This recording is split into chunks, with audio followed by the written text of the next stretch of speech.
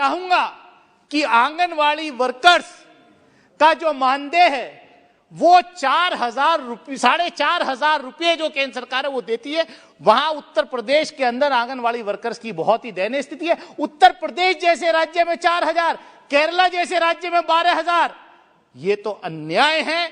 मैं उत्तर प्रदेश की आंगनवाड़ी वर्कर्स के लिए आपसे हाथ जोड़ करके प्रार्थना करता हूं कि उनके मानदेय को बढ़ाया जाए और उनको गवर्नमेंट, जो केंद्र सरकार के जो 4th ग्रेड के एम्प्लॉइज होते हैं, वो सारी फैसिलिटीज उनको दी जाए।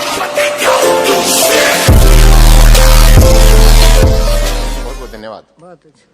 श्री दानिश अली जी। धन्यवाद सभापति महोदय कि आपने मुझे एक private member bill welfare measures for anganwadi workers and anganwadi helpers पर बोलने का अवसर प्रदान किया। हमारे देश में जो आंगनवाड़ी सेंटर्स हैं, लगभग 13,91,412 आंगनवाड़ी सेंटर्स हैं, जो अभी पिछले 9 दिसंबर को माननीय मंत्री जी ने जवाब दिया है एक सवाल का, और उसमें करीब 25% आंगनवाड़ी सेंटर्स जो हैं वो प्राइवेट बिल्डिंग्स में चल रहे हैं। सरकार ने माना है, माननीय मंत्री जी ने माना है खुद कि करीब 3,60,000 आंगनवाड़ी सेंटर्स में प्रॉपर टॉयलेट सैनिटेशन की व्यवस्था नहीं है। उसका उन्होंने एक कारण भी, रीजन भी दिया कि आंगनवाड़ी सेंटर में टॉयलेट बनाने के लिए श्री नरेंद्र मोदी जी की सरकार ने 2017-18 में केवल 12,000 रुपए का प्रावधान किया था, जो कि नाकाफी था। अभी उसको बढ़ा करके लगभग 36,000 रुपया कर दिया गया है। तो अब उम्मीद की जाती है कि आगे जो टॉयलेट्स बनेंगे, जो सैनिटेशन का, वो अच्छी तरीके से वहां सफाई सुथराई का इंतजाम हो सकता है।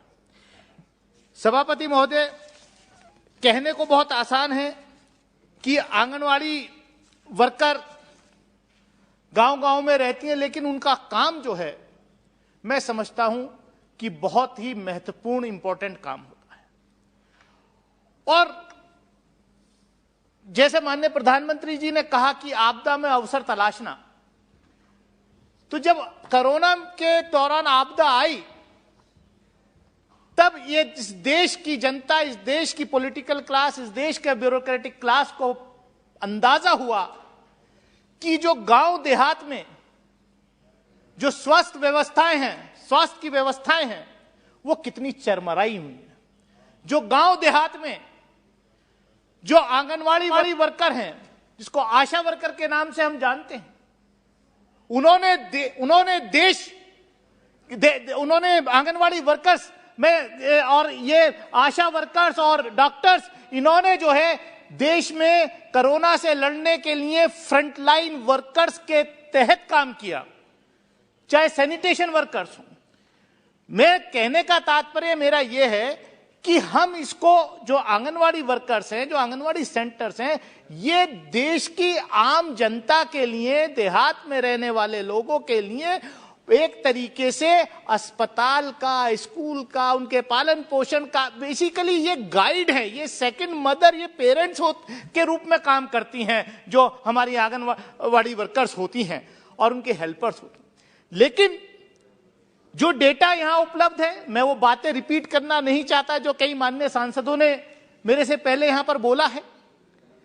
अभी प्रेमचंद्रन जी कह रहे थे कि केरला के अंदर 12,000 रुपया मानदेय दिया जाता है आंगनवाड़ी वर्कर को। उन्होंने एक सुझाव भी रखा कि इतना देश में अनएम्प्लॉयमेंट है, खासतौर से पढ़े लिखों में, कि अब एक सिस्टम बनाया जाए कि भारत सरकार जो है एक गाइडलाइन तय कर दे कि आंगनवाड़ी वर्कर की नियुक्ति जो हो, उसकी एक मिनिमम क्वालिफिकेशन हो जानी चाहिए। लेकिन मैं जहां से आता हूं, जो मेरा क्षेत्र है अमरोहा लोकसभा क्षेत्र, उत्तर प्रदेश से हम आते हैं। माननीय मंत्री जी भी उत्तर प्रदेश से लोकसभा में इलेक्ट हुई हैं, अमेठी से हैं। मैं जी उत्तर प्रदेश में ही है, अमेठी नहीं। मंत्री जी ने कहा कॉन्स्टिट्यूंसी बताओ, इसलिए मैंने नाम रिपीट किया। मान्य मैं अभी जो है प्रेमचंद्रन जी ने कहा कि 12,000 मिलते, लेकिन उत्तर प्रदेश की आंगनवाड़ी वर्कर्स की बहुत दयनीय स्थिति है मैडम, देखा नहीं जा सकता हम लोगों से। और ये हमारा सौभाग्य है कि आज women and child development welfare minister UP से आती हैं। उत्तर प्रदेश में भी इन्हीं की पार्टी की सरकार भी है। तो मैं चाहूंगा कि आंगनवाड़ी वर्कर्स का जो मानदेय है वो 4,000 रुपये, 4,500 रुपये जो केंद्र सरकार है वो देती है। वहां उत्तर प्रदेश के अंदर आंगनवाड़ी वर्कर्स की बहुत ही दयनीय स्थिति है। उत्तर प्रदेश जैसे राज्य में 4,000, केरला जैसे राज्य में 12,000, ये तो अन्याय है।